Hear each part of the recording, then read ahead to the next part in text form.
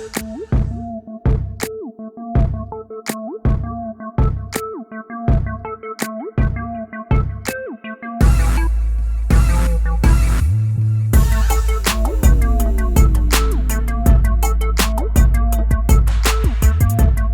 to the Impact Lounge, ladies and gentlemen. You are in the number one place to be for the Impact Wrestling fan.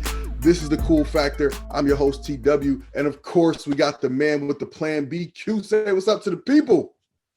What's up, y'all? We missed you guys last week, and we're really sorry about it. I hate using work as an example. I mean, as an excuse. I've been using that for a while, but it was a work thing. So sorry.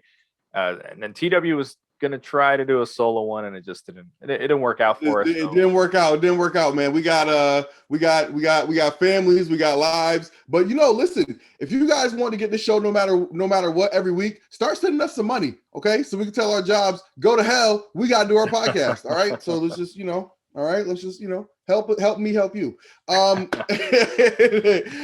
Before we get started, go ahead and hit that like button so everybody knows how much you love this video. Go ahead, hit the subscribe button so that you are subscribed to the channel. You get all the content we put out, and hit that notification bell so that you get notified each and every time we drop some new content on the channel. All right, let's not bury the lead here. Well. I mean, there's no question what the number one story is in the world of Impact among Impact Wrestling fans. The debut of AEW Rampage saw Christian Cage defeat Kenny Omega for the Impact and TNA World Championships. I mean, this obviously threw a wrench in the plans of what your boy have been hoping for, have looked like they were actually heading in that direction. Let's not act like it didn't look like they were heading in that direction. But here's first of all, BQ, let's get your reaction. What did you think about the big news, Christian becoming the Impact World Champion? All right, so I don't talk about Christian Cage a whole lot, even though he was a former TNA guy. He's one of my favorite wrestlers in the world. As far as like my all-time favorites, I mean, him and Jericho are like, as far as the older guys who are still wrestling right now but are much older, they're my favorites. So with all that being said, I would say I was in support of him possibly being the champion. When they announced this was one of the few nights I was actually watching wrestling live, and it was only because my girl was working a double shift, and I just completely had the room to myself, TV to myself. So I was like, you know what? Stars aligned perfectly. Yeah, just perfect. So I throw Dynamite on. I'm watching this opening segment, and the Young Bucks, Good Brothers, Kenny Omega, their humor does nothing for me, dude. Like, they're not funny to me even a little bit. Don Callis is funny. I just wish he was funny like that when he was on commentary for Impact. Right. But he's the only one funny in that group. Like, these motherfuckers are not funny to me. No. So this whole opening segment, I'm just like, oh my God, like damn near snoozing through it. And then all of a sudden he name drops Scott D'Amore, and I'm like, whoa, and then he name drops him a second time. I was like, whoa, where's this? I started feeling I knew where it was going. And it was just a great moment when he's like, we're going to be, paraphrasing, of course, you versus me for the Impact Championship. I mean, crowd popped. It was, I was like, whoa. I mean, I was like Bill Simmons when the Cavs draft Anthony Bennett #1 overall, and he was like, whoa. I mean, that was my reaction. I was like, holy crap, And at first, I'm kind of like, oh, Christian's not going to win. And then the next day when I woke up, I said, yo, he's going to win because Kenny Omega's not going to beat him twice, So it became pretty clear to me. And then Bryan Meyers wins a Battle Royal. It was okay. He's not wrestling Kenny Omega, dude. You he's not wrestling Kenny Omega. That's just, you just know that's not happening. So now it all makes sense. Like, oh, he's going to win. So watching a match, I talked about on YouTube earlier, it got spoiled for me. Not spoiled because I spoiled it for myself. I did everything to avoid social media. And then when I woke up in the morning, forced a habit, I opened up Facebook and boom, there it was. There it is. But watched the match, enjoyed it. I enjoyed the pace of the match. Like, it wasn't filled with super finishers or unrealistic near falls. It took him a minute to get going, but then it was like really action packed. And I enjoy the match quite a bit. There's some people are like, oh, it was okay. Like, dude, I thought it was a really, really great match. I like the way that they pulled the finish out, and I'm really happy to see him as the champion. But now, as you said, we kind of thought it was going a certain direction. Josh Alexander, we talk about Eddie, and then there's obviously a couple other possibilities they could have thrown out there. But I'm happy to see Christian as a champion. I think the Kenny Omega stuff has just run its course, because I think like now with the whole Forbidden Door thing, there's things happening. There's things going on. There's now NWA is involved, and now Ring of Honor finally name dropped Impact on their television, and they actually posted on social media today, hey, if we open the Forbidden Door, what do you want to see from us? That was Ring of Honor's Facebook page. So it's starting to get more interesting now, but it took so long to get there, because it was like the Kenny Omega thing happened and everyone starts dream booking their dream matches and but it's just Kenny Omega. Right.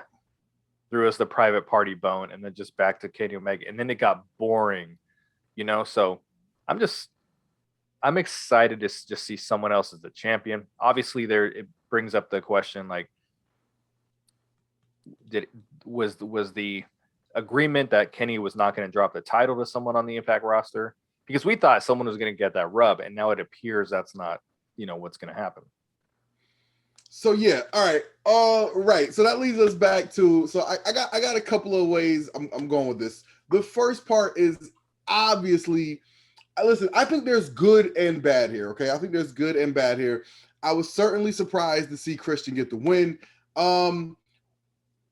This was a little iffy, a little confusing. I was back and forth on what I thought was going to happen the whole time, which, by the way, is what any and every wrestling fan wants. Okay, right? There's so much stuff in wrestling that seems and feels predictable. The best times watching wrestling is when you feel like the outcome is truly in doubt. Like you really don't know who's going to win. You could think of logical reasons why either person could win, and they actually provided that. Coming into this whole setup, I thought this was going to be actually Christian's AEW title match. And I was like, but then when I started paying attention a little bit closer, I was like, oh, wait, you said Impact title match? I was like, oh, why? And then I was like, okay. Well, I was like, I didn't think he was going to beat Kenny for the title, but then I was like, but if Kenny beats Christian here, why in the world would you do Kenny versus Christian at the pay-per-view? I was exactly. Like, that totally kills that. I was like, so what are they going to do? Then I was like, you know what? There's going to be some kind of schmaz. I was like, Sami Callihan's going to run in, or, the Young Bucks. There's going to be some type of schmaz, because they got to find some way to get to the pay-per-view match if the plan is to do them at the pay-per-view again. But then I thought about it. Like you said, Bryan Meyers won the world title, the number one contenders battle royal.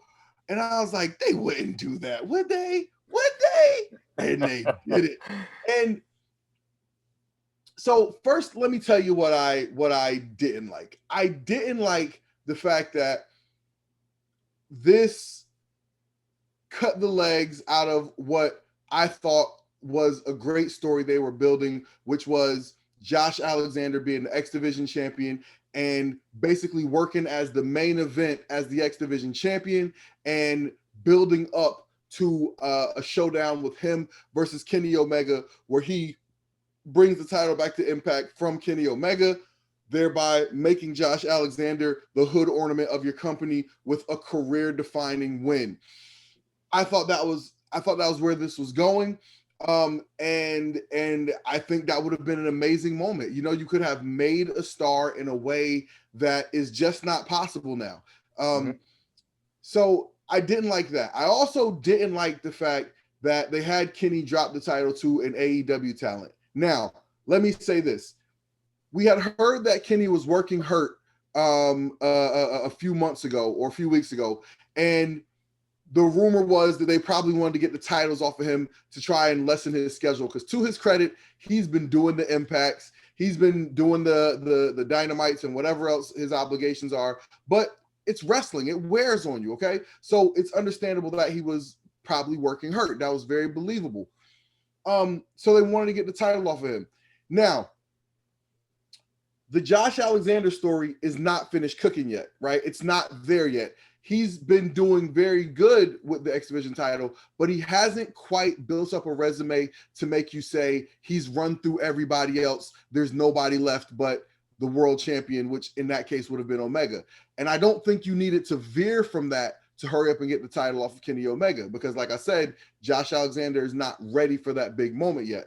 But you could have still had him drop it to Moose. You could have had him drop it to Sami Callihan. You could have had him drop it to Eddie Edwards. Those are three people who are credible champions, credible choices to be the Impact Wrestling World Champion that you could have had Kenny Omega drop the title back to. I feel the same way I felt about Tessa Blanchard when she got the title. Regardless of the contract dispute or whatever, they did you such a solid by making you the world champion. I'm talking about Tessa in this case. You owed it to the company to come back and drop the title. You owed it to the company to come back and put somebody over, finish out your run with your head held high. I feel the same way about this Kenny Omega situation. They now it's not like Kenny Omega asked to be the Impact World Champion. I'm sure he wasn't necessarily honored. If anything, this was a favor on his part. But I think that if you're going to carry the company's title and knowing the perception of you and AEW as being higher than Impact Wrestling, and knowing that you could have given someone from Impact the rub, I think you should have done that. I think Kenny Omega should have put somebody from Impact over to get that title off of him. If I had to guess, I think Kenny Omega would have been fine with doing that. I think Tony Khan probably did not want Kenny Omega to do that, because if you listen to the verbiage, they went over and above to make sure that they emphasized, the commentary team on AEW, that the Impact title was lesser than the AEW title, that the AEW title was the most prestigious title. As a matter of fact, on AEW, they didn't even call the Impact titles world titles. When the Good Brothers were defending their tag team titles, they referred to them as the Impact tag titles. When they announced this match, Christian said he was going for the Impact title, not the Impact World title. And I don't believe that's unintentional for a second. Okay. I think that Kenny Omega should have put an Impact champion, an Impact talent over to get that title back off of him. And so to me, that's foul. Like I said, Tony Khan is definitely doing Impact a favor. Impact is definitely getting the rub by being involved here. And AEW's been getting all the storyline wins. So the least they could have done here is letting Impact talent get that title back so they could be off and running. Now, here's the positive. The positive is, like it, love it, or hate it, this company's fan base, and to some extent this company, is obsessed with its past. It cannot completely detach from the TNA days. And by the way, I don't think it should, because there's a lot of great stuff that happened under the TNA banner. But there's a weird obsession that people have with just trying to relive the stuff from the TNA days. Right. And so I think Christian, he fills that role perfectly. For people, when I first started watching Impact on Spike TV, one of the things that I thought was so cool was that Christian was the champion. I was like, okay, here's a guy who was, considered a level below in WWE, but he comes here to a smaller pond and he gets a chance to shine. And he's got a couple of goons. He had AJ Styles and Tomko, Tomko. Hacks, guys who would never make it into business. And and he was running with those guys as his goons, and I thought he did a great job as a champion. So that actually was my favorite time ever watching Christian. I liked his stuff as the NWA World Champion way better than anything he's ever done in WWE. So I think Christian as the Impact champion is actually a great move, because again, it's kind of bridging that past with where they are now. I think that Christian is somebody who will embrace this role. a lot of people in the AEW sphere were very disappointed when Christian debuted. When Tony Khan announced that he had a Hall of Fame worthy talent that was going to debut, and it was Christian, a lot of people were like, "Get the fuck out of here!" Right? And so I think this is actually, I felt like the same thing I felt about Sammy Guevara having a chance to be on Impact. I think this is actually a great thing for Christian. You got a chance to come to Impact where people will appreciate you, where you can feel like a big deal. You're never going to feel like a big deal on Dynamite. It's just not. The people on Dynamite, the fans of Dynamite, they're not going to look at you as a big deal in that way. And the fans of Impact will. So I think this actually is a great thing for Christian. I think it's actually it's a fine thing for Impact. And you know, my question now is still, who's going to be the Impact guy to bring the title back to Impact? I mean, is this going to be a thing where AEW guys are just forever trading the Impact title around because Tony Khan doesn't want an Impact guy to be the AEW guy? And throughout this whole AEW Impact relationship, has an Impact guy beaten an AEW guy yet? You know, I don't know. I can't think of one. So I gotta wonder, you know, about not the future of this relationship, because this appears to be, you know, only growing and getting bigger and bigger. I don't see any end to this anytime soon. But you gotta wonder, you know, where's the give and take? You know, like what does the future of this really look like if the AEW guys can't be beaten by Impact guys? You know, so you got to wonder where that's going in that way. And but ultimately, this is interesting, and I think that's what matters the most. I think that the fans who are coming to Skyway Studios, they're going to get to see more and more interesting stuff. And I think having Christian there it's another interesting attraction, because like you said, the Kenny Omega stuff had run its course. He's not funny, he's not cool. The matches, honestly, they're fine. You know what I mean? But like, it's nothing you got to go out of your way for. And so, like I said, the Kenny Omega stuff, it's run its course. So I think having Christian, I think, adds a new wrinkle, something new to be on Impact Television, and we, the fans, are the ones who benefit. I think the Impact fans would rather see Christian. I think Christian to the Impact fan base is more of a draw than Kenny Omega is. I mean, that's kind of what it boils down to. And you're totally right in what you said. And that's something I pointed out too. They made it a point to let you know that the Impact title was not the AEW title. They must have pointed it out 3 times before the match even started. And, you know, they didn't call it the world title. The only time they did was for the ring announcements. So when Dasha Gonzalez was, you know, because you can't say the Impact chat. You got to throw world on there. It just sounds right when you're She you're probably got announcing somebody. reprimanded for that after the show. What was that? She probably got reprimanded for calling it the world title after the show. That'd be funny. I hope not. So they definitely made it a point. I do got to say real quick before I move on what I'm going to ask you. AEW released a pretty cool graphic for Rampage. I mean, it was pretty badass. So the match, the Christian versus Kenny Omega one was really good. And then Impact releases their graphic, and it is a shell of like it's not even remotely on the level of the AEW one. I'm just like, oh my god, you guys couldn't have come up with something just. You know, I get you're not going to put the AEW graphic on your screen and your social media, but like, come on, Right. that shit was so tired. So let me ask you this: do you think that this has kind of been floating around on social media?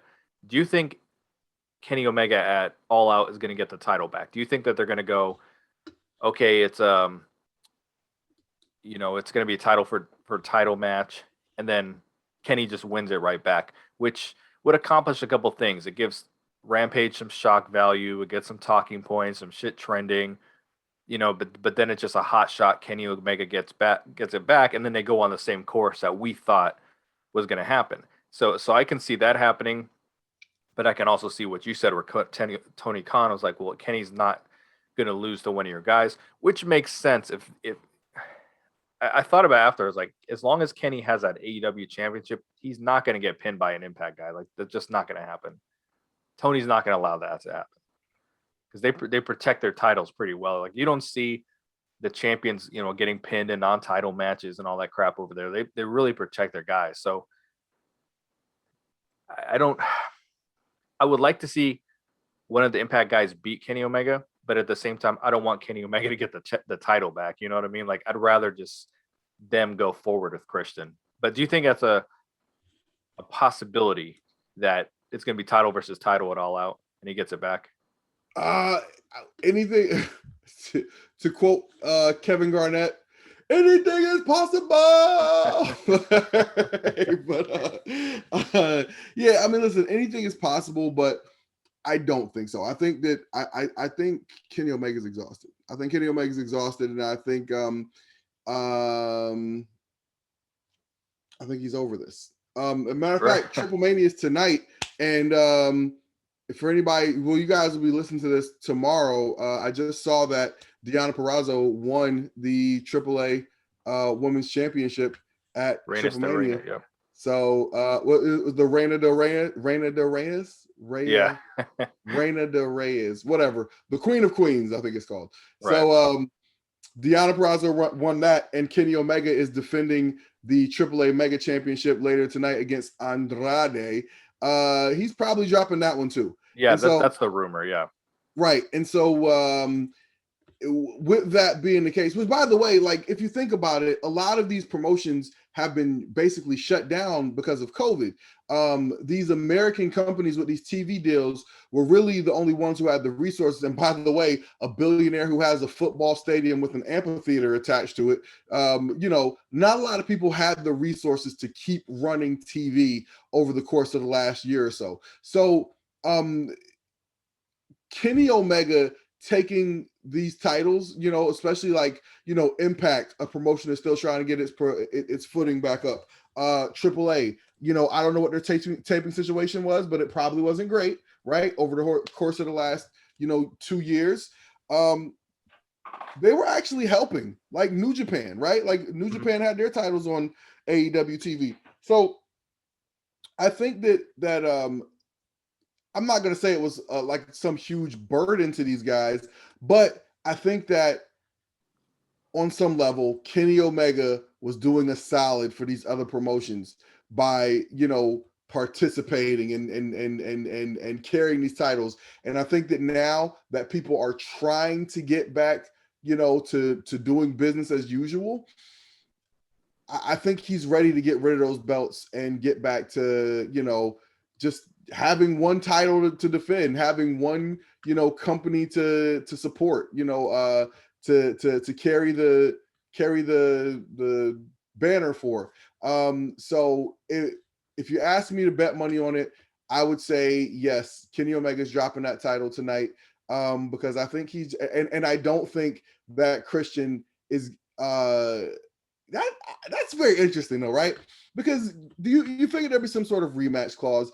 How are they going to get around it? Because Christian's not winning the AEW title at all. Right, absolutely not. That's not happening. But I also don't think that I don't think Kenny Omega's getting the Impact title back. Because AEW doesn't do rematches. They don't do the rematch clause. Yeah, I think they won't do the rematch clause. I think that it won't be title for title. It'll just be a match for the AEW World Championship. That's what I think. That's how I think they'll do it. Yeah, because they're not going to put Impact as part of the. It's just not happening. AEW is their. They made it clear that's the big dog. That's the championship. So they're not going to muddy it up by throwing another title in there. Yeah, I don't, because how do you detach them now?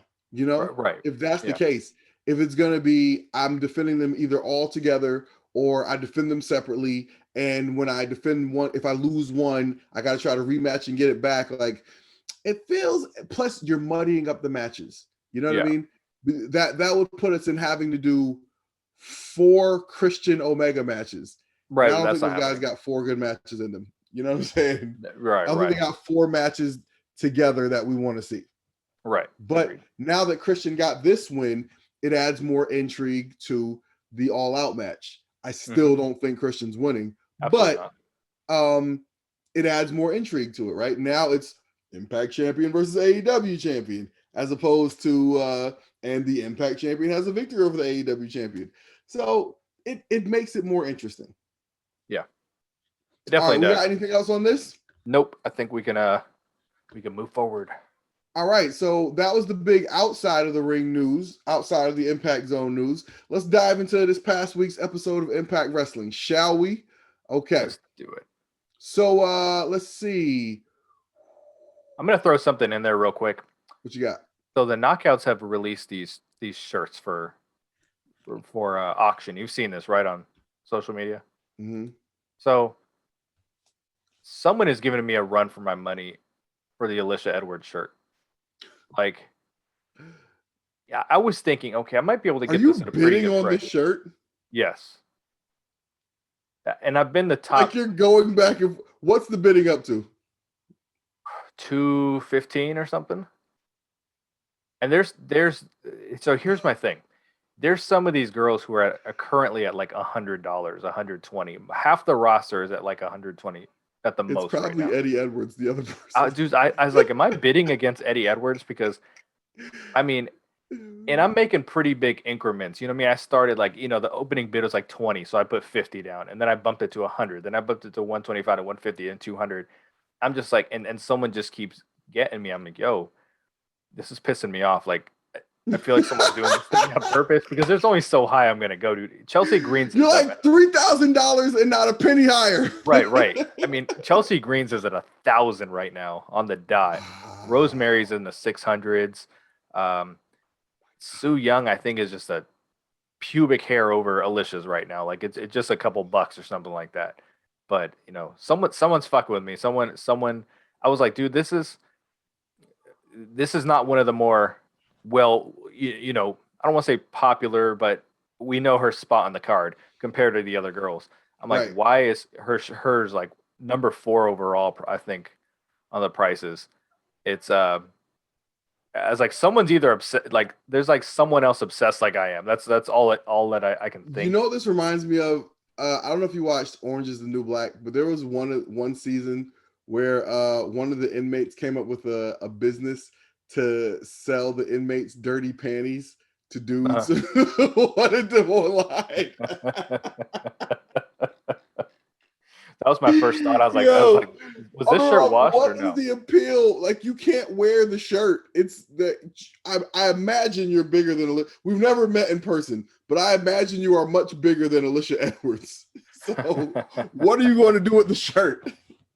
I don't know. I'll probably frame it, hang it up, or something like that. But I don't. Unless Eddie continues to outbid me, I don't really know. Anyway, I had to get off my chest because this person is pissing me off. I was like, dude, go fuck with some of these other girls that are at like $100, dude. I was like, yo, that is insane, bro. That is crazy. That is crazy. But I bought the new Chris Bay Bullet Club shirt. I did buy that. I'm getting that. I want to get it. I just don't know which one I want. And there's another really good Chris Bay shirt by the Black Wrestling Podcast. They did a really good Chris Bay shirt. I'm gonna get that one too. But okay. Yeah. I looked at one of those knockout shirts. I sure as hell wasn't gonna bid on one, but I looked at one on like the Shop Impact store, and I thought about it. I had it in my cart, and I was like, I didn't get it, and then I'm glad I didn't, because then I'd have been pissed when I saw that Chris Bay shirt later in the day. So, all right. Yeah, let's move along. So, following last night's shocking news that Christian Cage would challenge Kenny Omega for the Impact World title this Friday on the first ever AEW Rampage, the action continues tonight on an all-new Impact. Tenille Dashwood with Caleb with a K versus Taylor Wilde. Okay, Tenille Dashwood made it clear that she doesn't want Taylor Wilde in Impact Wrestling. Much to her chagrin, Taylor Wilde is back and has revenge on her mind. Taylor hits a Hurricane Rana, but Caleb drags Tenille under the bottom rope so she can regain her composure. Tenille tries to use Caleb's fanny pack as a weapon, but is caught red-handed by the referee. Taylor chases Caleb around ringside, but the distraction allows Tenille to capitalize with a swinging net breaker for 2. Tenille hits a double underhook slam in the corner, followed by her signature running forearm. Caleb tries to spray hairspray in the eyes of Taylor, but catches the referee instead. Out of nowhere, Madison Rayne returns and blindsides Taylor Wilde from behind. Tenille hits the spotlight kick for the win. After the match, Tenille Dashwood and Madison Rayne celebrate their new alliance. What you got? So when she hit that neck breaker on the ropes, old girl she felt like a busted freaking lawn chair, dude. I mean, she dropped like a sack of shit. I was like, oh my god, dude. Um, so I thought the match was good. What stood out to me, I was like, man, Taylor Wilde, for someone who was out of wrestling for so long, really looks good out there. Her theme song is like bottom 5 worst I've ever heard in my life, dude. But aside from that, man, she can really wrestle, and she seems to bring out the best in Tennille as well, because I just thought they had some chemistry and they looked really good together. The hairspray thing, I don't even know if he actually sprayed anything. It didn't look like he did. It reminded me, I don't remember the exact match in the TNA days. I want to say, well, it was clearly James Storm was wrestling. I don't know who it was against. And I think Hebner might have been, Brian Hebner might have been the ref.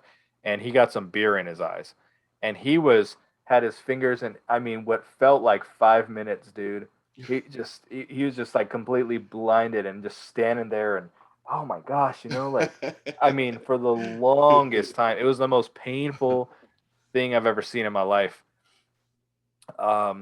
And that's what it reminded me of. He got sprayed, and but he's just wiping it like it's water. I mean, if he really got sprayed, he should have dropped on his back and started screaming and like really sold it. I mean, don't give us that crap. But the match was good, and then, I mean, the Madison Rayne thing caught me off guard. The crowd. So the crowd was pretty tired for this episode. It was very, very clear in comparison to the other shows that we've been watching. And I've known that from going to Orlando and stuff. You usually start off hot, and then you start getting pretty tired. It was clear that they were pretty tired for this episode, because there was a lot of things that sounded like, I mean, it got a fart in church as far as a response. I was surprised. Madison, I mean, who knows if you were in the actual arena, but it didn't appear on television like it got any kind of response at first. Like, there were some people booing, but I just think it becomes, the night when it's the umpteenth time that Madison Rayne returns, you know what I mean? After a while, it's kind of like, now the thing is, that's what it really is. Like, let's not blame this on the crowd being tired. No disrespect to Madison Rayne, but give me a fucking break. Give me a fucking break. Come on. People are not going to pop for Madison Rayne. Absolutely not. And I do got to say, I love Madison Rayne. I really, truly do. Like, she's definitely one of my favorites. She looks like she put on. She should have been in the Hall of Fame a long time ago. Absolutely. She put on some good weight too. Like, she's a little more like filled out. It looks very, very good on her. But I don't know that this was done on purpose, but if it was some pretty good mind fucking long term booking, because remember, she was Tennille's first partner. She's who that was her part. It was her partner for the tag team tournament. Yeah. And then they immediately broke up. You know what I mean? Yeah. And I remember, like, dude, I always say Danielle Monet was the one I thought was her perfect partner. Right. But then I was like, well, Madison's a close second. Like, that fits for me. And when they put them together, I'm like, okay, cool. And then they broke them up. I'm like, oh, dude, what the hell? You know what I mean? So I like the pairing. We're starting to get the tag team division back again a little bit with the knockouts, which is really, really nice. I got a feeling Tenille and Madison Rayne end up at this NWA pay-per-view, because they're doing NWA tag team champions, and there's not a lot of women tag teams out there. Yeah. Allison Kay pointed out the other day, like, she asked a legitimate question in our Facebook group for her Patreon, where she's like, what other women tag teams are there? And like, no one had an answer. She said something like the Sea Stars and who else? So I wouldn't be surprised if those two don't show up at it, but that's neither here nor there. But I was happy to see her back, because I like her, but it definitely got over like a fart in church, because it's like, yes. How many times are you just gonna say, I'm retiring, I'm done, and then here we are again. Listen, Matt, like you said, her career is undeniable. Like, Madison Rayne, she got receipts. She's one of the all-time great Impact knockouts. No question about it. She's been here through era after era after era. She is a TNA Hall of Famer, and she should have been a TNA or Impact Hall of Famer. She should have been that at least 3-4 years ago, because like she got the receipts. She's there. Like I said, she's been there through so much good stuff, and she's done so much good stuff. And there's a great, DVD. What, dude, DVD is not even a thing anymore. There's a great like documentary to be made about her story from like where she started in the company and just staying with the company and progressing through like all these eras. Like, they don't get enough out of the property that is Madison Rayne. You know what I mean? Like, I think they could get more out of her than they do, because, like I said, she's been there and she has stories to tell, and I think they should definitely get that from her. That said, people are not going to be excited when she doesn't run in. Sorry, it's just not. All right. So we had the X Division champion, Josh Alexander, versus Daivari. Why? Bro, exactly. Why, dude? Josh Alexander prepares to defend his title against Jake Something at Emergence. He stated that he will give Daivari an X Division title opportunity if he can defeat him tonight. Alexander gains control early going as Jake Something watches on from the top of the ramp. Alexander collides with Daivari following a running crossbody on the apron. The fight spills to the outside, where Daivari sends Alexander into the steel guardrail. Daivari puts his feet on the ropes for leverage, but Alexander kicks out at 2. Alexander turns the tide with one German suplex after the other, followed by divine intervention for the win. After the match, Jake Something confronts Josh Alexander in the middle of the ring. And yeah, what'd you think about this? Here's something funny about this that I was told. This confrontation between so Jake was, obviously watching the match from the entranceway the whole match. This happened before, as far as the live audience goes, this happened before the number 1 contender match took place. So the live audience is sitting here like, why is he standing there? Why are they having a, and I often talk about the disconnect with the crowd, because I've been to enough episodes where I know that stuff is out of order. And sometimes it makes sense because, Kenny Omega only shows up for one day of taping. So they got to do all his stuff right away. Like there's certain things I get, but they don't. I mean, I just remember being there and they just not communicating anything to us. We knew nothing about the storylines whatsoever. And then we see this stuff play out on TV and they're doing it in the ring like we're supposed to know what's going on. And I'm just like, dude, nobody knows what's going on. And that's why a lot of the times the whole fart in church happens. Right. So the match, who the fuck cares about Daivari? Like, he's been rehired by WWE, right? Is he? Yeah. I believe as a producer.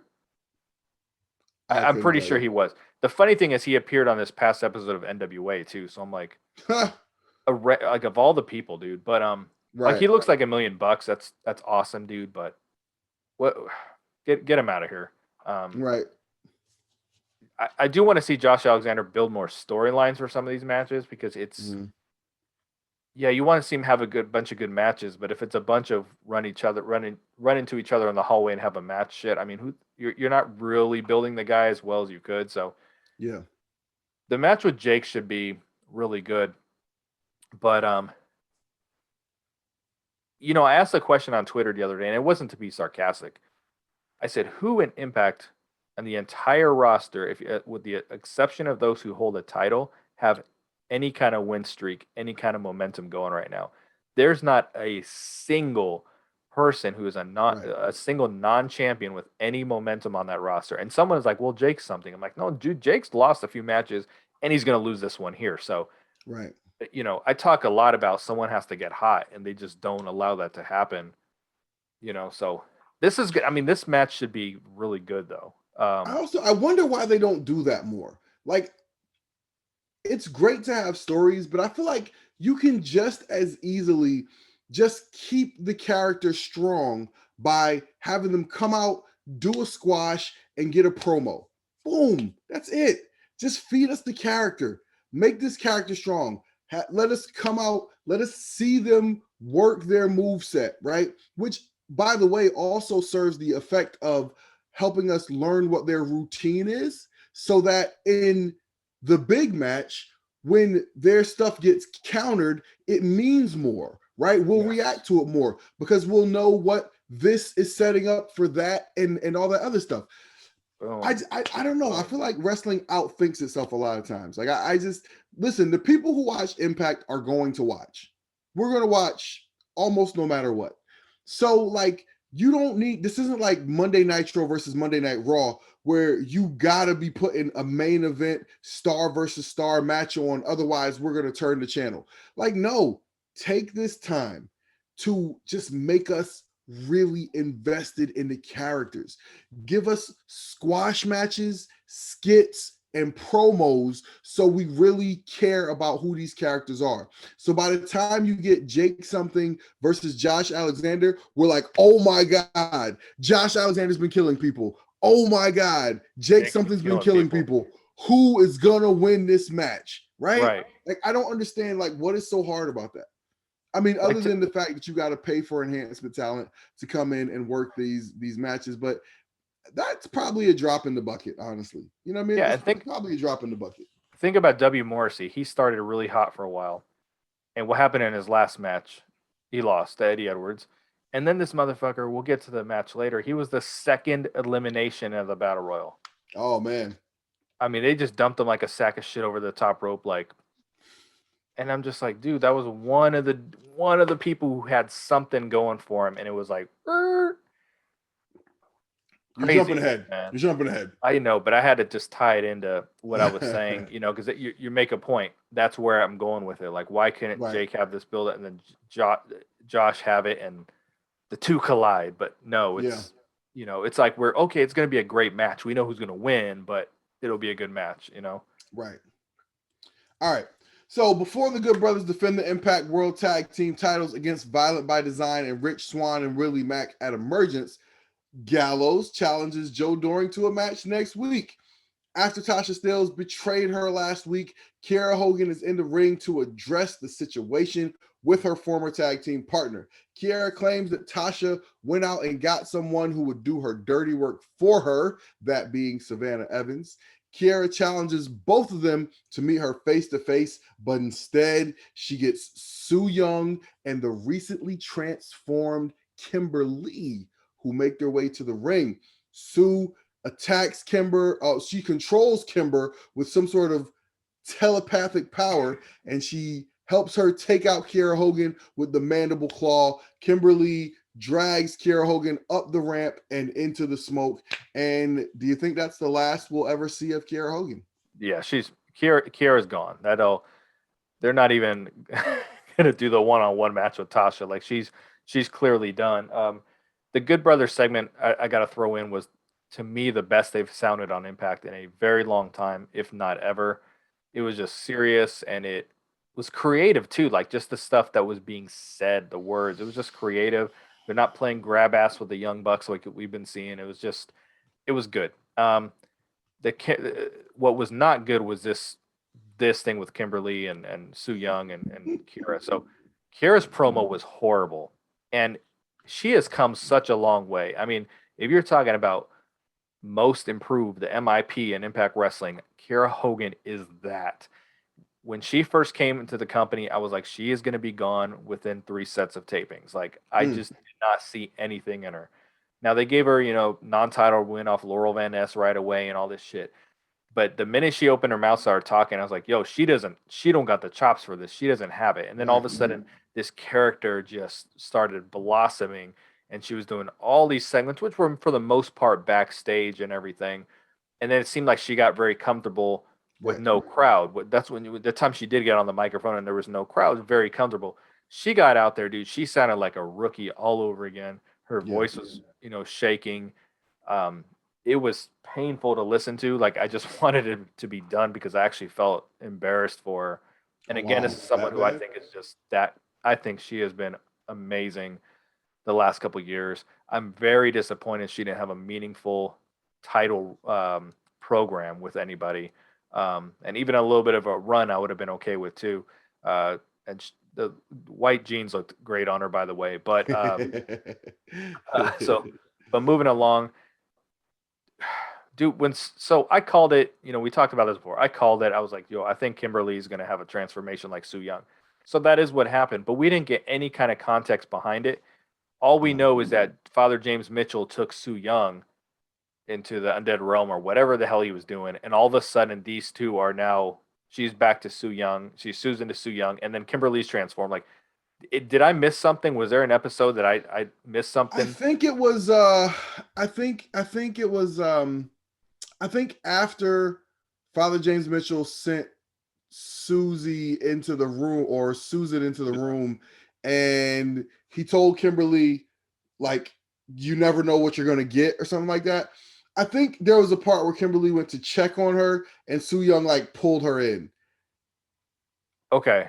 I could be making that up, but I think that's what happened. You might be confusing it with when Deanna was feuding with her and they were behind the glass and Sue. You could be right, but I remember there was a segment where there was a glass and then Kimberly was like, like very hard. Yes, I remember that. Yeah. Yeah. So that's not what you're talking about. No. Okay. I feel like I remember like Kimberly getting like yanked into that same room. Okay. We can look it up. It may have happened. Yeah. So that's a possibility. Sometimes when I'm fast forwarding, I'll skip through something and not even know that I did. So it's possible. I'm sure people are going to let us know.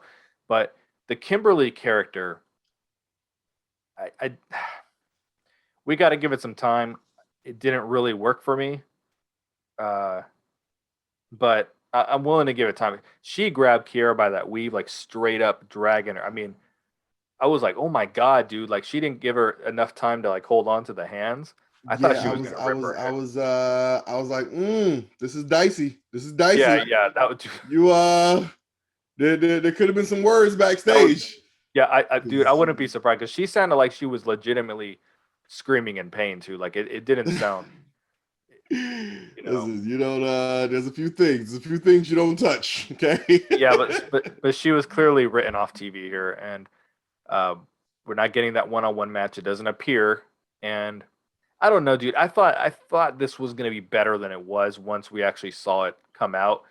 We got to give it some time because this is a new role for Kim, But from what I saw, I wasn't like crazy about it.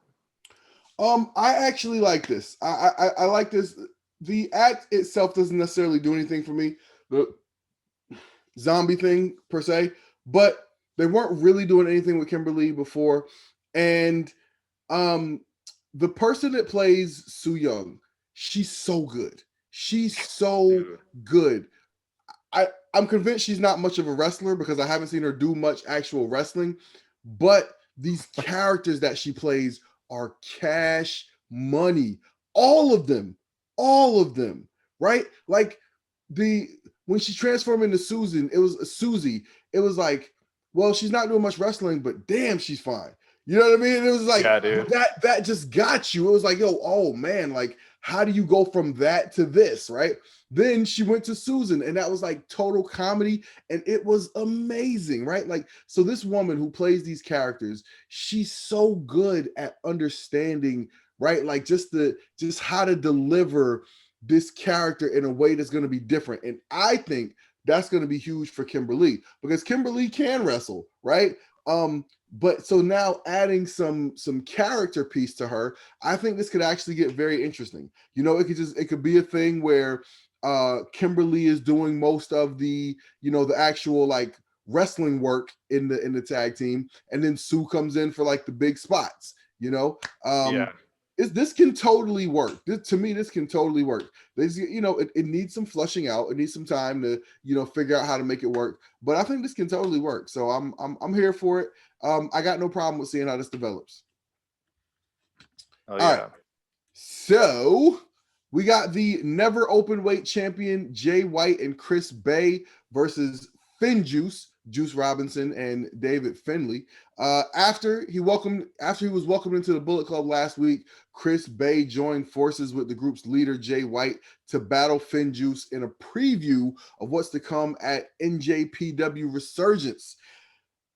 White distracts Juice from the outside, allowing Bay to capitalize with a flurry of offense. Moments later, White repeatedly drives Juice into the hardest part of the ring. After several minutes of being worn down, Juice creates separation with a vertical suplex. Finley comes in like a house of fire and hits Bay with a spinning suplex for 2.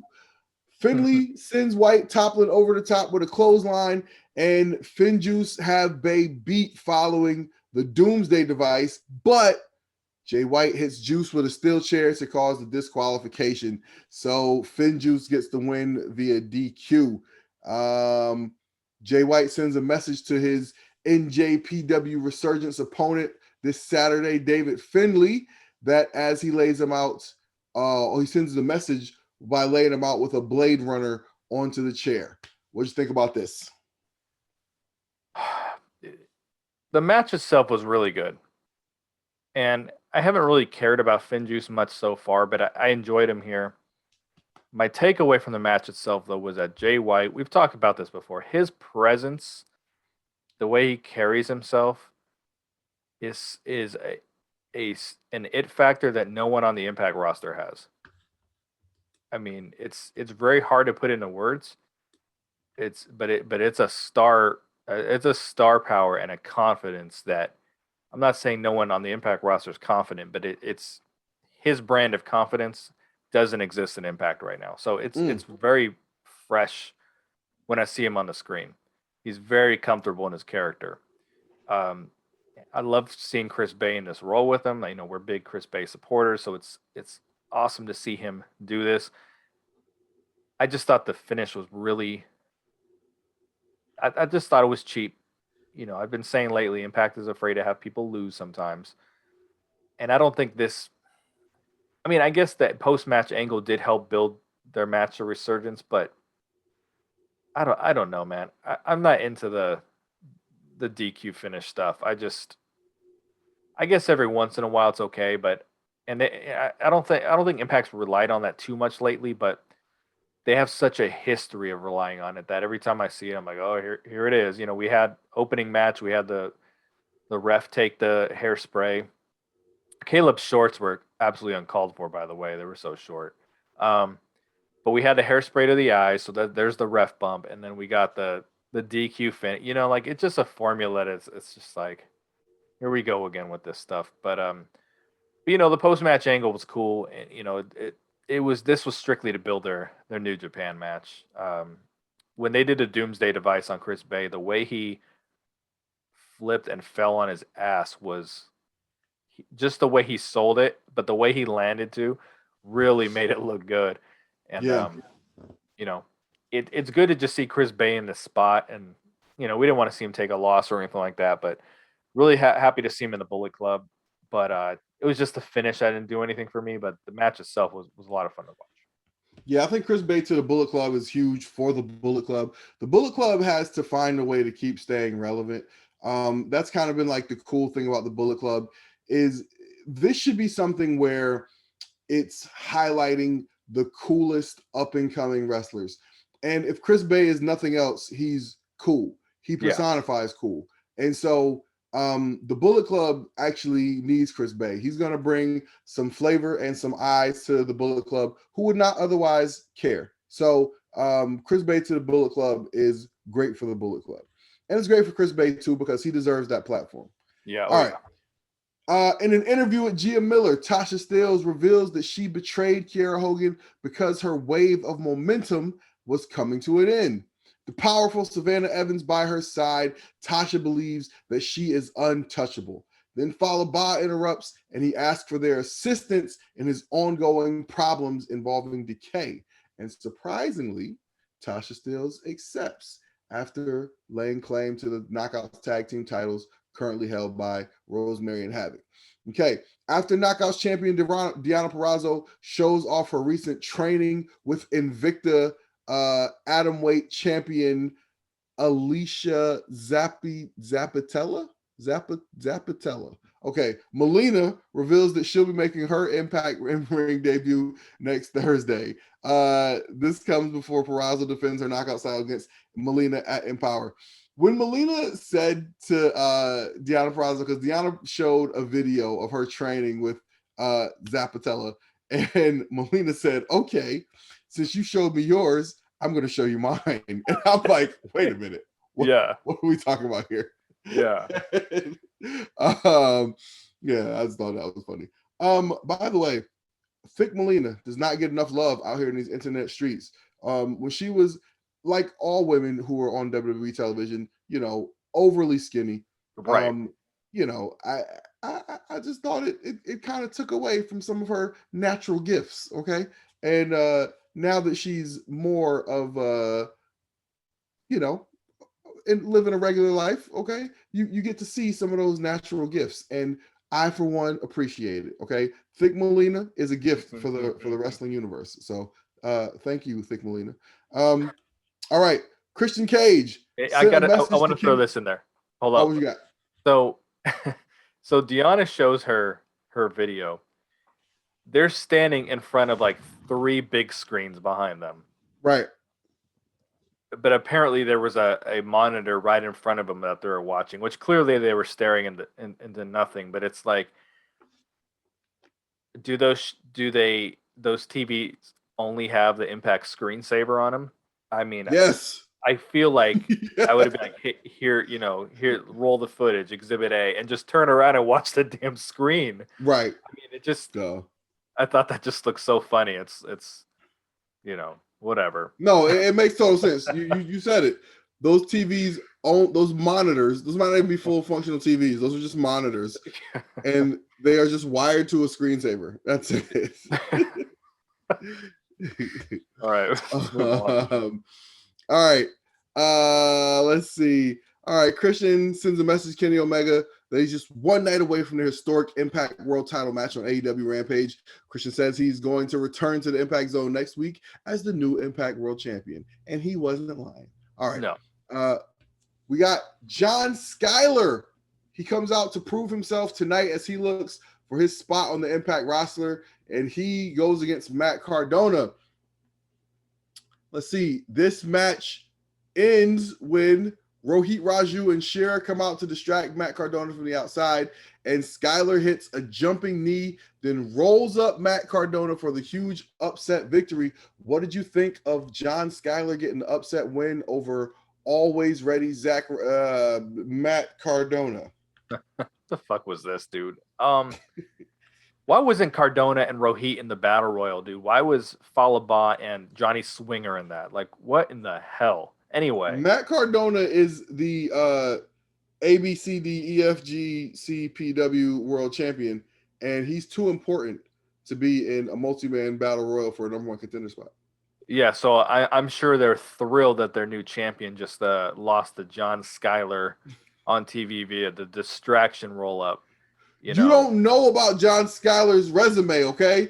He has racked up win after win in WWE 2K18 on the Xbox, and he is a veteran of the online gaming server.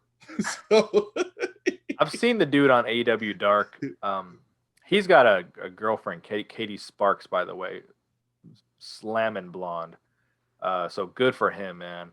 Anyway, at first I was like, well, maybe maybe they're gonna keep this dude around, So maybe they will. I don't know, but this is what we talk about all the time, the bump into each other in the hallway feud, and now all of a sudden it's, because didn't they throw some luggage towards Chelsea Green or something along those lines, and now all of a sudden there's a feud to the point that Rohit wants him to lose the enhancement talents. And I thought it was really weird. I was like, why is Cardona wrestling an enhancement talent? right.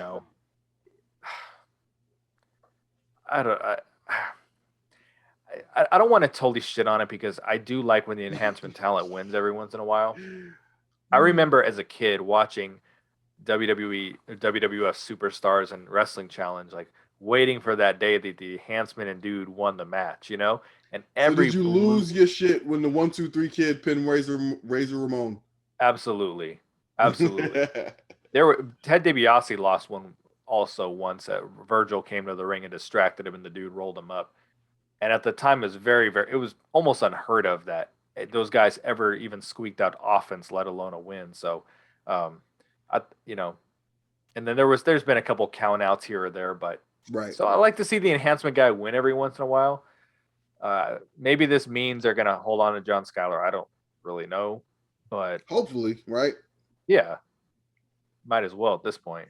But I mean, I thought they should have held on to the dude who when they had the angle with Moose where he was the security guard, and he's like, yeah, and they told the story that he's just a wrestler trying to, pay his dues and everything. I thought it was like Right. a beautiful story. I thought it was an amazing story to keep this guy, and they didn't.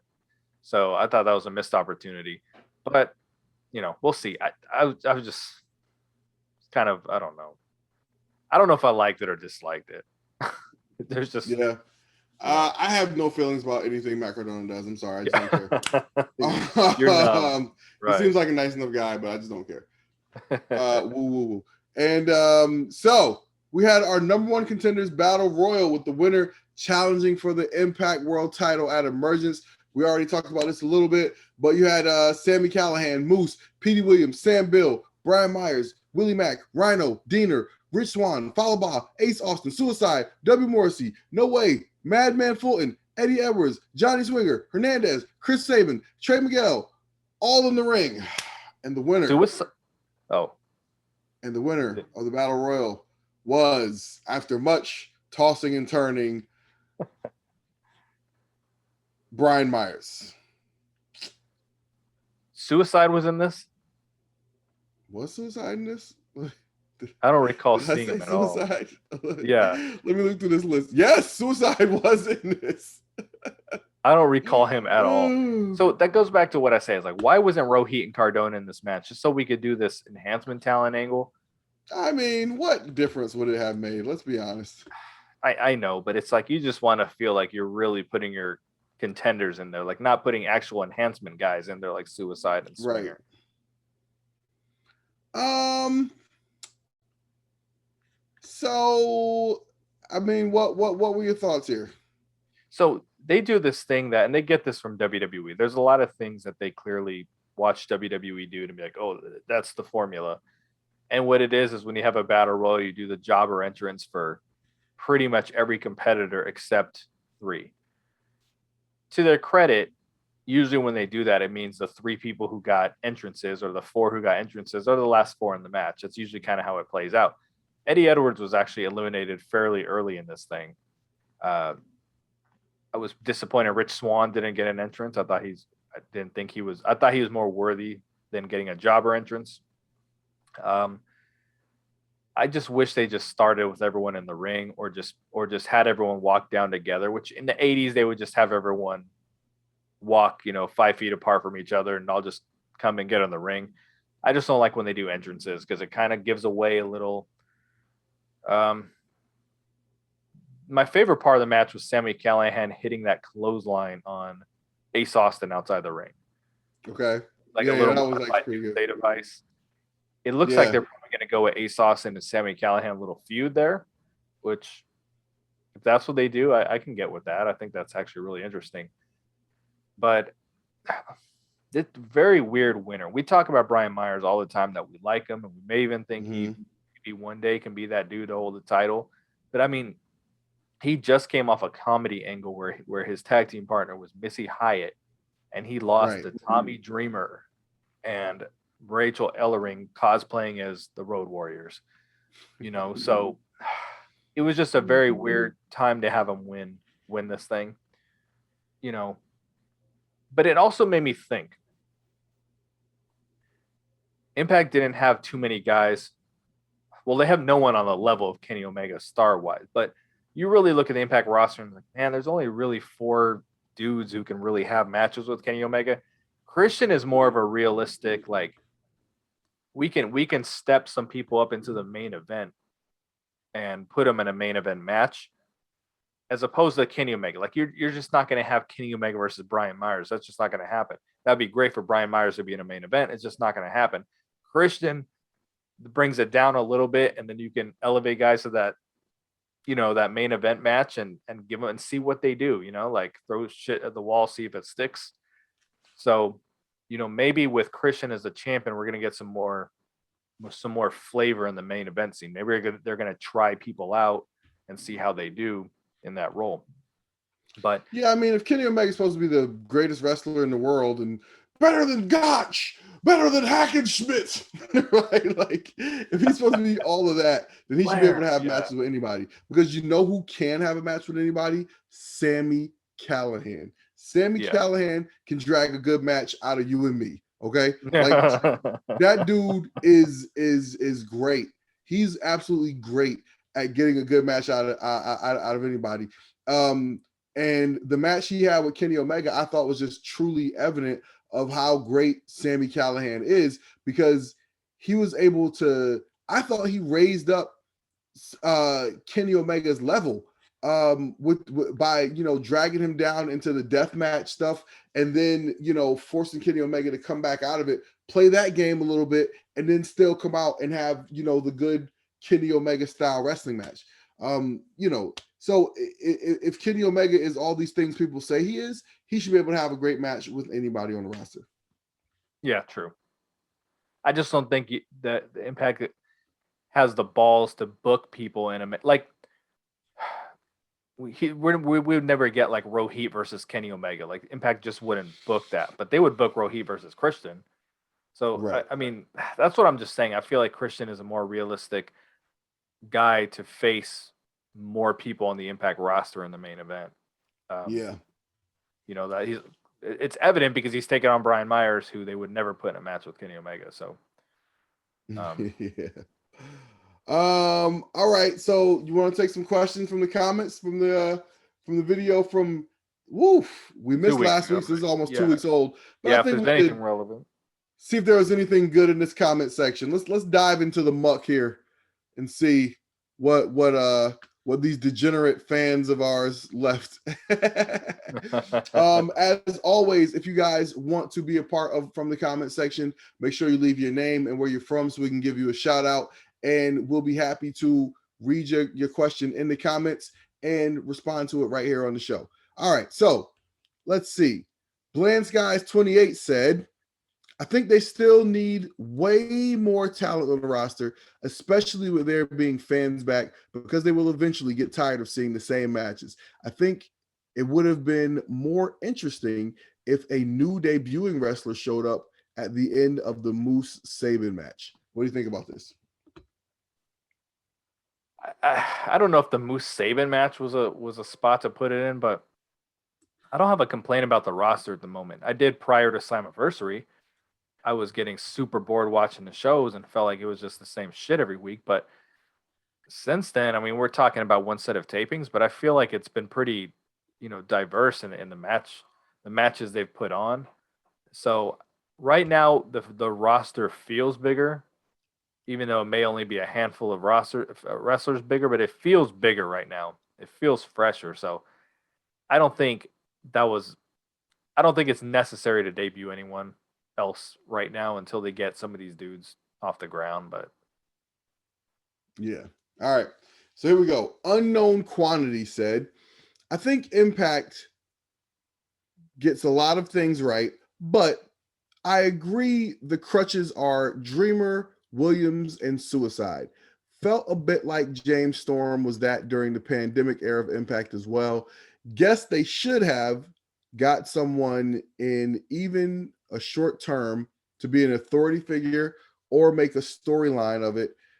So someone wins the option to work with Scott, but not a yes person, but someone who will challenge and add more story beats, or just bring a recently retired person in that role like Madison Rayne.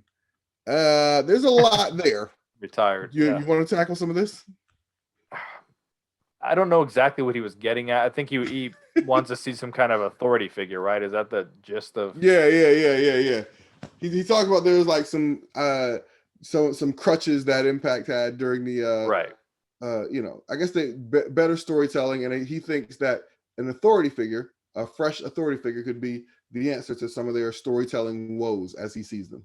So I would have to agree with that. I know he was agreeing with something I said where I said those are the three crutches, and he was absolutely correct about James Storm. Like when James Storm returned, it didn't feel like James Storm returned. It wasn't like when James Storm returned on Pop TV and you're like, oh, James Storm's back in TNA. Like this was just like you just felt, okay, this dude's here for a set of tapings or two, and then he's gonna leave. So Yeah. so he definitely kind of came off as like a crutch. I'm someone who've always thought that a authority figure was a good thing for a wrestling show. It doesn't have to be, Teddy Long making a tag team match and, just for that you got a handicap match versus Undertaker and Kane player. We don't need all that. Where they kick off every Everything was, oh, you're gonna go one-on-one with the yeah. Undertaker. I mean, dude, there was a formula WWE had for a while where the general manager always kicked off the show and made, the main event. I don't think you have to take it to that extent, but sometimes you can fill in the gaps on some of these creative, you know, again, the bumping into each other backstage. Like if you have someone who's more of an authority figure, you don't have to do that stuff. Like you can find some more creative ways around it. I know Scott's like the authority figure on screen, but we need like 100% less of him on screen. Uh, he did commentary on AEW, last week, and it's just like we got Scott D'Amore here. Then right away here, all right, hey guys, like his voice, like oh fuck, here we go. But I find his on-screen character so annoying, man. Yeah. Granted, he's the last Speaking guy. of Scott D'Amore's on-screen character, I want to throw this one in. Brando Sciandra says, I noticed that Cody does the same shtick with the headset on Dynamite. I did. I caught that once or twice. Yeah. So is Scott D'Amore copying off Cody, or is Cody copying off Scott D'Amore? I don't think they're copying off each other. I think they just think that's what you're supposed to do. It's just this is so important. I couldn't leave the desk. Yeah. Get out of here. All right. Let's see. In Baldwin 45 says, I bet Kazarian has a good, mature attitude about going on Impact and doesn't either half-ass it like the Good Brothers or pull a boo-boo face and think he's too good for the show like Guevara. I always liked Kaz. So I think Kaz is cool too. I think that, having people on Impact now who were in Impact before and have gone to AEW and are kind of pushed into smaller roles now, I think that allows them to appreciate the smaller pond that is Impact Wrestling. So I do think that you'll see a nice effort on Kazarian's part, because I think he'll appreciate being in segments that matter. Do you think he's going to be doing? Do you think Kazarian's going to do anything else besides that match he had though? No, I don't. You know what? I don't know. I wouldn't be surprised if Kaz were to come do a challenge Christian for the championship just so they can wrestle in a title match. That's a total Impact thing that Scott. That probably hit Scott like a light bulb went off in his head. He's like, there's no one else from TNA's past we can bring unless Suicide has a match. So, right. They're going to, dream match. I can see it now, dude. They're going to jump all over that if they can. Definitely. All right, let's see. Michael Rise says, Swingers Palace is one of my favorite segments that I look forward to watching each and every single week. Johnny Swinger is so underrated. Was this comment from Johnny Swinger? Oh, it says he might not be the best in ring, especially at this point in his career, but man, he is hilarious and can cut one hell of a great promo in my eyes. What do you got? Dude, he is funny. I used to hate him with passion because what it was his first few months in the company, Impact used to put him on like 3 different segments per show, and I was just like, oh my god, dude. And I know what it was. His segments probably got decent YouTube numbers. So Impact thinks, okay, so YouTube hits dictate what should be on the show. I mean, there's no insider, but I mean, I have a pretty good idea that's what happened. and not all clicks are created equal. Sometimes people click on shit that looks horrible because they want to see the train wreck or whatever. So I think Swinger got a lot of clicks at one point, and the company is like, well, now we have to feature him more. But that's on paper that sounds like a good strategy, but that's not really good for television. Right. You know, it's like, so for instance, working at ESPN, like there's the talking points, the Baker Mayfield segments, the LeBron and the Lakers segments, the Kevin Durant segment. You know what I'm saying? Like they know what the talking points are that are get the YouTube hits, but they don't do a whole show of we're going to talk about. That's all we're going to talk about for the whole show. That's just not. There has to be peaks and valleys. Right. And I just felt like they just really overused Swinger at one point. So I really disliked him. I wanted him off my screen at all costs. But as they've dialed him back a little bit, what's that? You said at all costs. Yeah, dude. Hide the swing man. I was like, yeah, fire. I'll pay his salary the rest of the year. So as they dialed back and they pulled him back a little bit, I was like, dude, this motherfucker is actually really funny. He is. Yeah, I was starting to appreciate his humor the less of it I got. Like when they were putting on Locker Room Talk with Madison Rayne, it's like, why is he here? Right. But I started appreciating it the less, he was on there. But I feel like there's another part of that question that I probably forgot about. I mean, I actually like Johnny Swinger, man. I think that like he's funny, man. Like you got to learn to appreciate the swing man, daddy. Yeah, I don't know if I like the Swinger palette. Yeah, when they did the wrestler's court, and it was like little things like they put plaintiff wants 3 pizzills or something like that. Yeah, dude, that shit was funny as shit. But I don't know if I like funny, man. Like he's the parody of a 90s wrestler. You know what I mean? Yeah. Which is like, kind of a running joke because I think Impact does skew a little older in terms of their audience.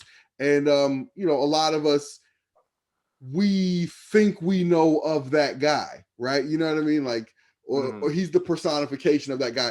I remember when the Stone Cold podcast first started, I used to love listening to the stories for stuff like that. You know what I mean? Like the stuff of just about the riding up and down the road stories and all this stuff. And right, that Johnny Swinger is the personification of that.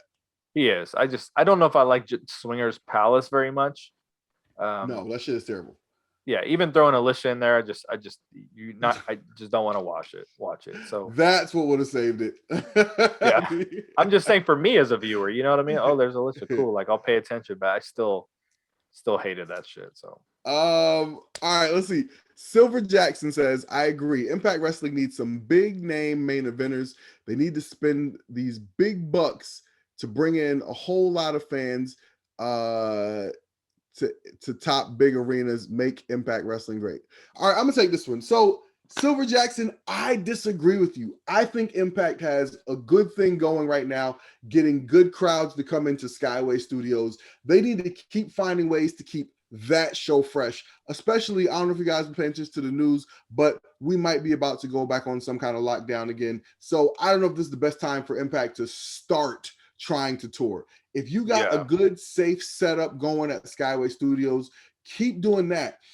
I think it's much better for the viewer at home if you can get people packed into a small space who are lively and excited about the product. Stay there. Focus on that. They're starting to do media in the Nashville area. Focus on doing that stuff. I think this is actually great for Impact Wrestling as a whole. Keep yourself based there or based somewhere, right? And just focus on like cultivating the fans in that area and just making a good show in that area. I would say though, I would love to see them tape out of Center Stage in Atlanta. I just love the way that building is set up. I used to love WCW Saturday Night, and I like the way that building is set up with the bleachers kind of really high around the ring. It probably only seats about 400 people, but it looks nice. It looks full. I think it's actually a good setup for wrestling. So I don't think Impact needs to be in any rush to get out to arenas. I think they need to just keep the show feeling lively, and then when they do go out to arenas, they'll attract bigger audiences because people want to come have fun, and livelier audiences. And yeah, so just for now, I think this where they're at right now with good crowds who are engaged in the show, I think that's right where they need to be for now. I think I really think Ohio would be a great idea for them because they did an Impact Plus show there a couple times. They've done a couple there. The last one they did was really one of the best audiences I've seen that they've done. And now that you've got Sammy Callahan in more of a babyface role, you've got Havoc as a babyface with Decay. You know what I mean? I think it's and then you got Trey Miguel, who's you would think would be a lot hotter than they've made him since he's returned. But You would you know, think. I think they and the reason I say that is you look at that Rampage episode and you see the reaction of Britt Baker. Obviously, you're not going to get a crowd that size, but sometimes you do got to play to who are some of our popular wrestlers, where are they from. You know, I just think that would be a great environment since they usually hire quite a few people from Ohio for whatever reason. Yeah. So.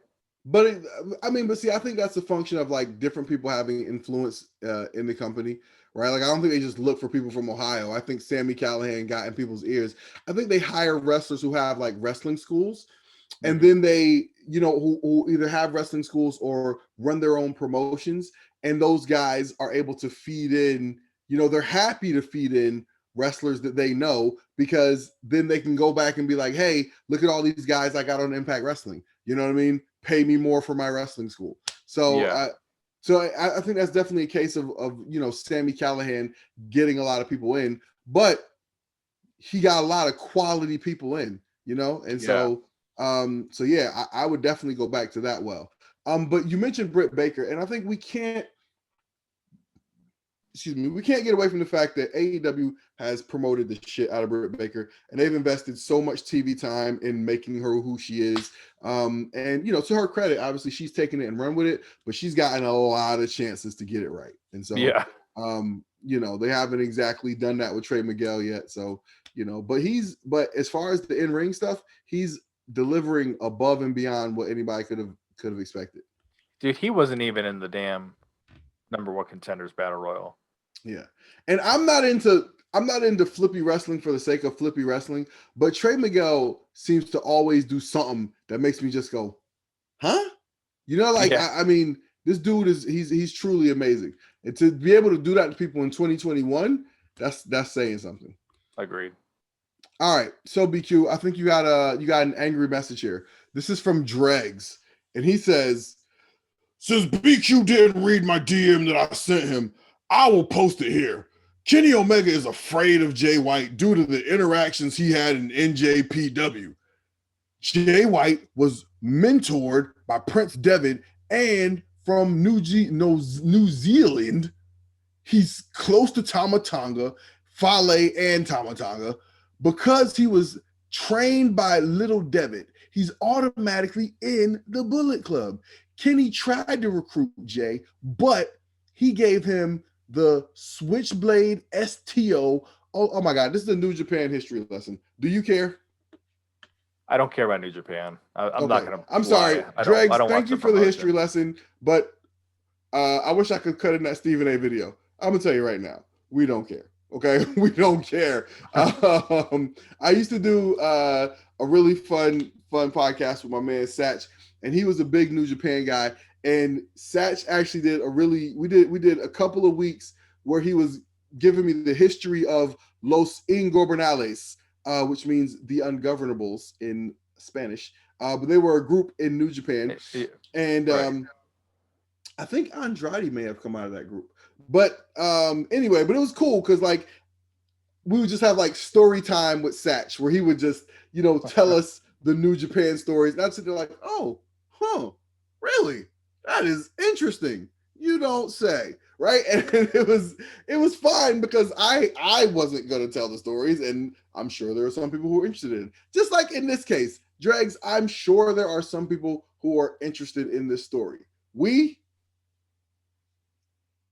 are not those people. Okay. Like the only time I've ever watched New Japan was when they were a lead-in for Impact. And I mean, it was fine. It was fine. I don't have any, I'm not gonna crap on New Japan.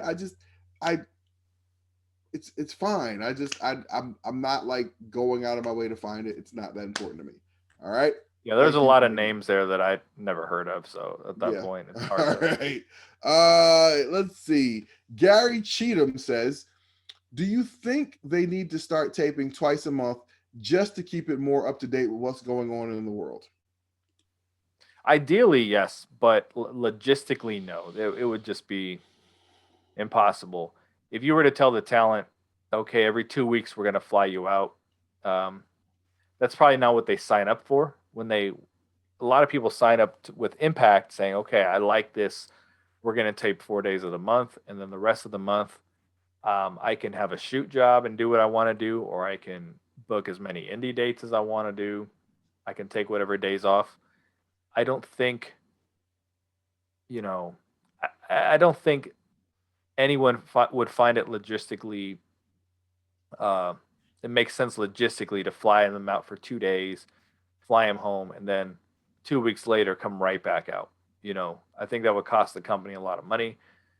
Ideally, yeah, it would make TV better, but they do tape once a month, and it's worked. Like I remember back when they were taping 6 to 8 weeks of television in a row, and it was like by the time you got to like 6, 7, 8, it was like, oh my god, it just feels dated. Just because the product we were seeing on TV wasn't jiving with some stuff going on in the real world. Right. So ideally it would be great, but I think they're doing okay with what they do now. Yeah. Okay, we'll take three more. All right. Ja Jackson says, "I'd be good with a Double J return. Let him have Russo's old job. Let him do promotion. I'm sure he'd guitar smash it." See what he did there? Uh, Yeah. hate Kiera is leaving, but I think she'll be right back. Maybe go team with her girlfriend in AEW, but that's pretty much her ceiling at this point. All right, Ja. Yeah, I do agree. Listen, Double J, Jeff Jarrett, that's J-E double F, haha, J-A, Yeah. he was really good at generating positive content for Impact. I don't know if it's a thing where he feels like because he was an original founder of this company that he may not want to come back and just take a job at Impact, but you're good at what you're good at. You know what I mean? And he's good at like promoting and publicity and that type of thing. And I think he might be a good person to be Impact social media manager to an extent. I mean, listen, he has some snafus. He has some step ups. Like I remember when he first came back and he was pushing the hashtag Make Impact Great Again, and I was like, bro, you Ooh. have got to be kidding me. Like, I'm like, just on the nature. This is not even like from a political standpoint. It's just of like, if you know something is like super polarizing, why Right. would you make it your slogan? Like you want people to come to your entertainment unless your entertainment is inherently political, right?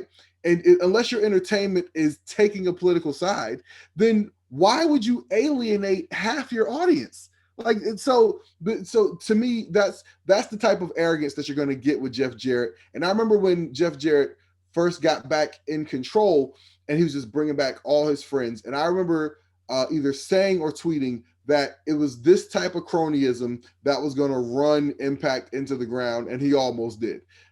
So I think that much like the story goes about Vince Russo in WWE, Jeff Jarrett is a great talent, but he needs someone to keep the reins on him so he can do what he's good at and not overstep his bounds.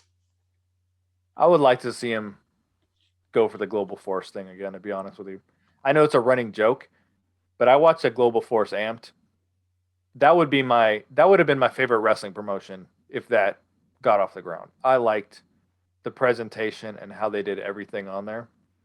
So I wouldn't mind, seeing him try to do that again. There's a lot everything you said. He would be great to run social media. He's very good at he has a good understanding of it. He knows how to build momentum, buzz, but I just don't I think there's too much bad blood with him in Anthem, so I Yeah, don't think he'd be yeah, back. I like to see him get his shit off the ground again because now we're in an era where you can get your shit on YouTube, and I mean, and that's what he should have done to begin with. He shouldn't have held on to the episodes trying to find a deal. he Right. should have put it out. That's what Billy Corgan's doing. That's exactly what he's doing. He's like, we're putting it on our own platform so that we have this library of content, and then if someone picks us up, cool. But we're gonna press forward. That's what he Yeah. should have done to begin with. I mean, he Um, had a plan. Listen, when he came back, he had a plan the whole time. His plan was to usurp the company from Dixie Carter, and it almost worked. It yeah, almost worked. I remember I was working on something for a company, and um, we had to deal with Impact around, I believe it was Slammiversary 2017, and the email we were communicating with was so and so at Global Force Wrestling, and that just seemed so curious because the company at that time was not Global Force Wrestling, right? So that told me that from the jump, that was his plan all along. But you know, dumb criminals are dumb criminals for a reason. They always do something stupid to get caught, right? And like whether it's getting drunk, pulling off the heist, and falling asleep at the wheel, or leaving a trail of breadcrumbs that leads the police to your hideout, whatever it is, right? Like dumb criminals get caught for a reason. And in this case, whatever it was, right? Like it fell apart because of his own doing. So he had an evil plan, and it didn't work out because of his own, his own devices. So it is yeah, what it is. That said, I'm sure there's still a role in which he could really help the company. And you mentioned about the bad blood between him and Anthem. Listen, there was bad blood between Billy Corgan and Anthem too. Okay, true. when the money gets low, the standards get low too. Okay, so Yeah, time heals all wounds, and so does a need for money. So never say never. Jeff Jarrett could always be back in the fold. We'll just we'll see. Wait till that WWE money runs out. yeah. All right, take a couple more here. All right, let's see. Oh. Okay, here's a good one. Can we talk about how bad Impact Wrestling's official YouTube channel is becoming for the past week or so for the lack of highlight videos for global fans? This is from LFC Spectre.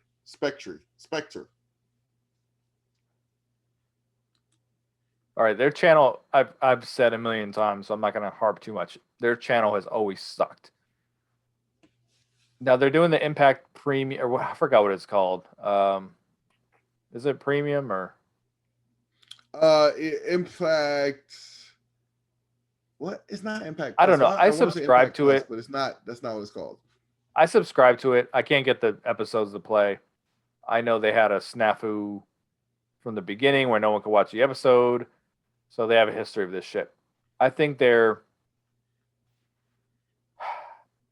I think they've always been concerned people watch the highlights instead of the show. But because I think there's some growing pains right now when they're doing this premium subscription thing, they're kind of like, we don't know how we're going to handle the YouTube channel at the moment. I think there's just some growing pains, but I think there are people who do rely on those highlights. So, with that being said, I think you have to take the important segments, like when Melina ended up in the impact zone.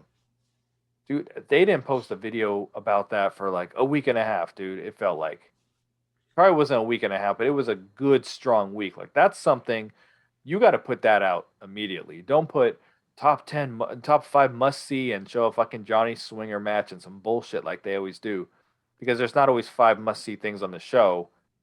So when you start forcing that stuff, that's why that content does shitty, because then you start number 5, number 4 suck a Right. lot of the time. Just if you have something that's big and newsworthy and buzzworthy, like put that stuff out. Don't put clips just for the sake of putting clips. So that Molina stuff should have been on there when Frankie Kazarian showed up. Like that should have been on there immediately. They took way too long to put that on there. Um, there was one or two other things I don't remember, but I remember recently thinking, why is this not on their channel a lot quicker? So they have just out of the blue just completely stopped posting almost. So we just got to see. I think they're sitting down at the drawing board and how are we going to approach the channel going forward. I think that's really all it boils down to. Yeah. So for me, I subscribe to the Impact Insider, and I gotta say, so far my Insider. experience sucks. The show on Thursday nights, it pops up at like 8:40. And not only does it pop up at like 8:40, they don't even tell you, hey, tune in at 8:40. You just have to keep refreshing the YouTube page until it becomes available.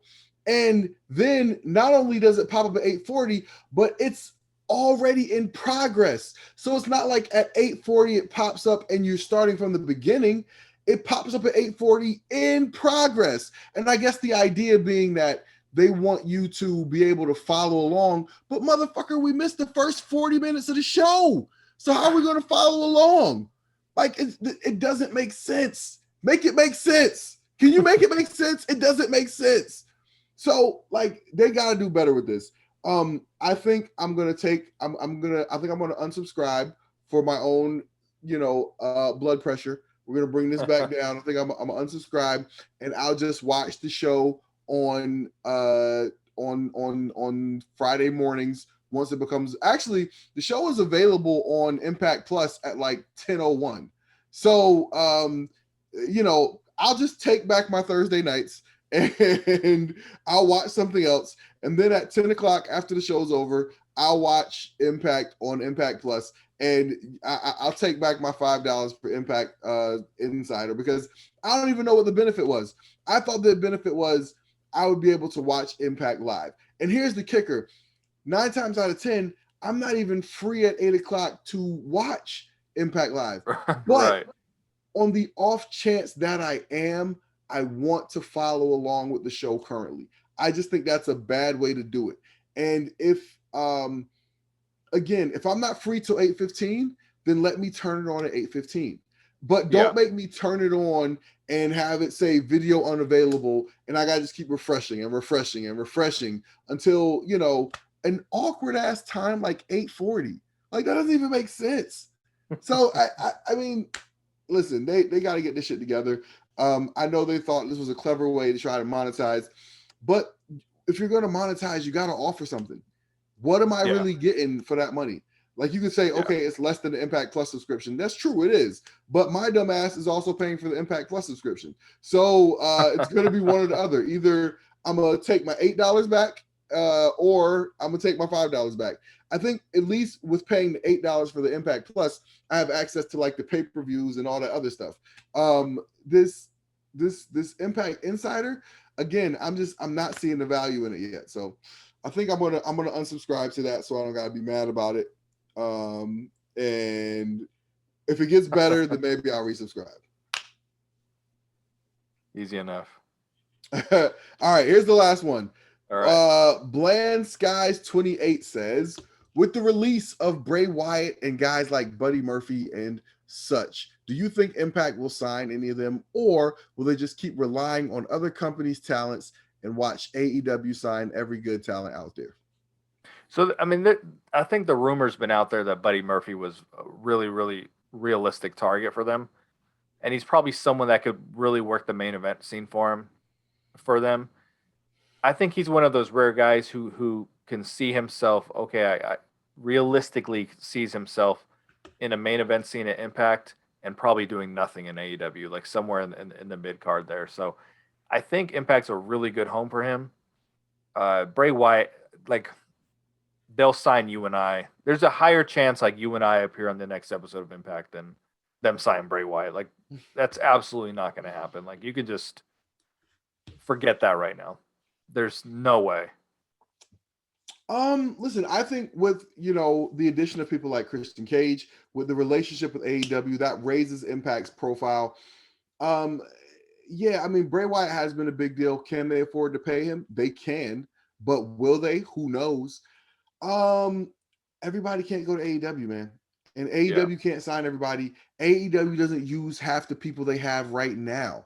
If you guys are on Twitter, there's a great follow, a guy by the name This Is Nasty is his Twitter handle, and he does he's been on the on the mission lately to point out how AEW really just has a problem promoting and dealing with Black talent, which is kind of funny because they really promoted themselves as being like the diverse company when they were coming out. And like now WWE totally like kicks AEW's ass in the diversity column, right? Like if you look at the people the AEW is pushing, right? Like Jungle Boy and like Dark Order and like all these people, like, and then you look at like the Will Hobbses of the world, like Scorpio Sky really is nothing special, but he is on TV sometimes, off, like they really don't do anything with.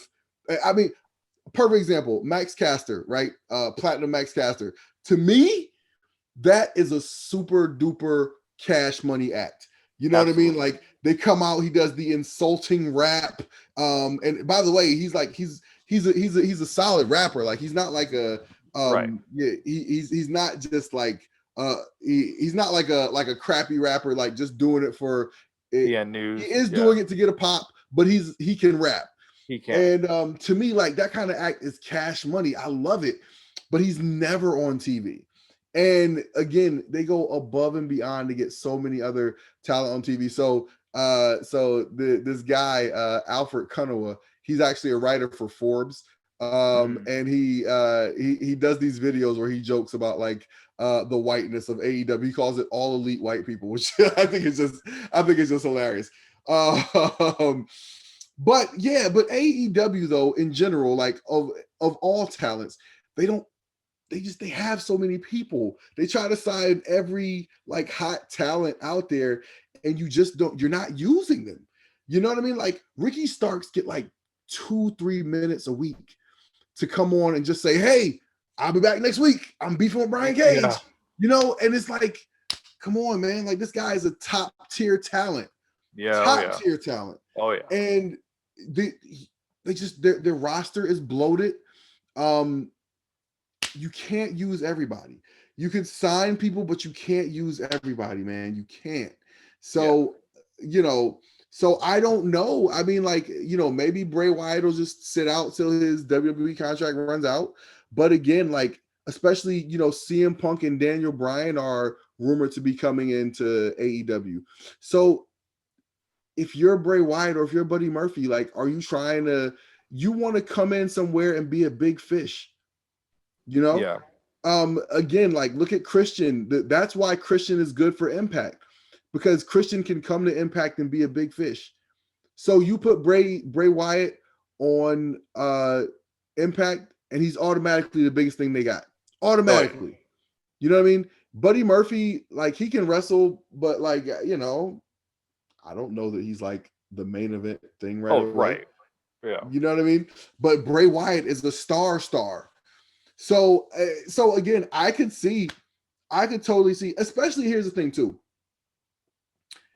When people leave WWE, it's either about money or about not being happy how they're used creative, or, when people leave on their own, right? And if you're somebody who really is like, yo, I've made enough money, I just want to work more, then I could totally listen, man. Like, we don't know what these people's motivation are. And when you look at somebody like Bray Wyatt, he's talked a lot. He's posted about, how much effort he puts into his characters, and maybe he really just wants a place to shine. So you send a guy like that to a show like Impact, and he automatically becomes the biggest thing they got. So I'm not going to say that I couldn't see him going to Impact, because I think that, like, I don't know. I could totally see that working. Again, you're not going to get the Fireflies, that big entrance that you get. Like, he seems like a guy who's built for big arenas and all that other stuff. But I could also, by the same token, totally see him going to Impact and doing a great show. So I think, again, in the words of Kevin Garnett, anything is possible. Maybe Eddie Edwards too. Yeah. All right, BQ, you got anything else, man? Nah, man, I think that will definitely wrap it up for us tonight. All right, man, tell the people where they can find you on social. BQ Speaks at Twitter, and check out the Impact Lounge at Twitter, getting that off the ground as well. All right, you can find me at TW Talking About on Twitter, Instagram, all your favorite social medias of choice. That's all we got for this week. Thank you guys so much for listening. No matter how you're consuming this show, whether it's on the podcast or on YouTube, share it with a friend, tell a friend to tell a friend. Let's bring more people into the conversation. Thank you guys all so much for your comments. Keep dropping more comments, and we're going to keep having fun with you. Thank you guys so much for BQ. I'm TW. This is the Cool Factor. Peace. Peace.